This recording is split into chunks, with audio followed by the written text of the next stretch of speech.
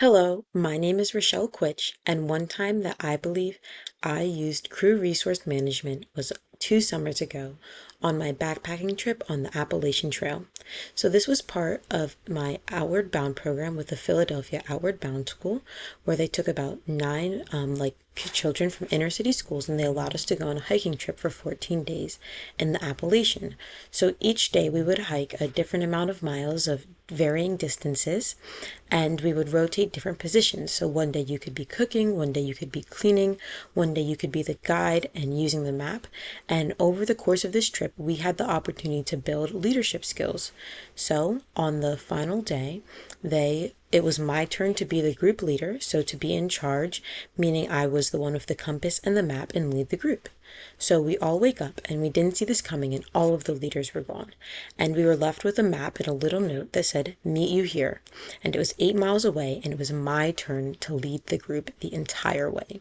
So first, I delegate each person a task. So since I was the leader that day, I got to choose to say, this group of people, you're going to be the ones cleaning. This group of people, you'll be the ones that are going to be purifying our water for today. And at first, this started off great. We began our hike and my navigation was going well. I was using the map, I was using the compass, and we were about a quarter of the way there. Until all of a sudden I hear a yelp in the back because we were in line formation, meaning that I was at the front and then my other person who had a sign was at the back. So whenever they yelled stop, that means that someone was falling behind. And all of a sudden I heard a red light stop, meaning that something bad had happened, so we need to stop. And I turn around and I see that a kid had been stung by a bee.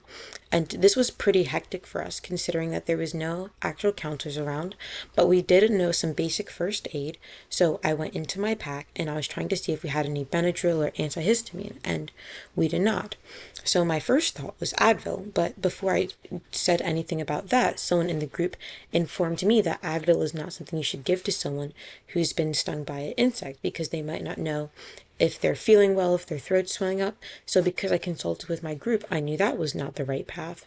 So the next thing I chose to do was that we decided to put a cool compress on it by using the purified water we had taken earlier because we had just made a stream stop not too long ago.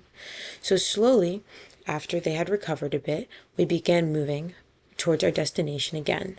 And finally, at the end of the day, even though we had to put the initial goal of getting to the place in a certain amount of time on hold to deal with the injury, we made it all the way to our destination.